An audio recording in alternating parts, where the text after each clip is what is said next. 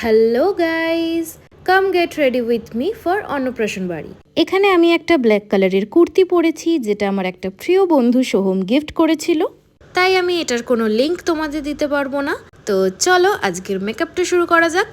ফেসটা আমার already wash করে ময়শ্চারাইজ করা হয়ে গেছে। তো এখানে আমি ডাইরেক্ট সানস্ক্রিন ইউজ করছি অ্যাকোলজিকার, কারণ এটা ছিল একটা সকালের ইনভিটেশন, তো সানস্ক্রিন তো লাগাতেই হবে ভালো করে। এরপর আমি একটা ল্যাকমি লুমি ক্রিম ইউজ করেছিলাম বিকজ অফ এক্সট্রা গ্লো।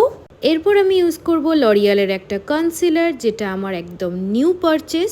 শেডটা নিয়ে যদিও আমি একটু টেনশনেই ছিলাম, বাট ঠিক আছে, হালকা 19-20 হয়েছে, যেটা আমি কালার কারেক্টার দিয়ে অ্যাডজাস্ট করে নিতে পারবো। এমনিতে কনসিলারটা আমার বেশ ভালো লেগেছে। এরপর আমি চলে যাব আই মেকআপে। সেদিন ভেবেছিলাম একটু গ্লিটার অ্যাপ্লাই করব, তো যেই ভাবা সেই কাজ। ফার্স্টে একটা ব্রাউনিশ নিউড কালার পুরো আইলিডে অ্যাপ্লাই করার পর এই গ্লিটারটা আমি হাত দিয়ে আইলিডের ওপর অ্যাপ্লাই করে ব্রাশের যে এক্সট্রা ব্রাউন শেডটা ছিল ওটা দিয়ে ভালো করে দুটোকে মার্জ করে নিলাম।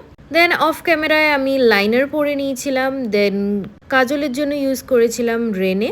দেন সুগারের এই ব্রাউ পেন্সিলটা দিয়ে আইব্রোটাকে ড্র করলাম। ফাউন্ডেশনের জন্য I am using Maybelline Fit Me 230 শেডের ফাউন্ডেশনটা।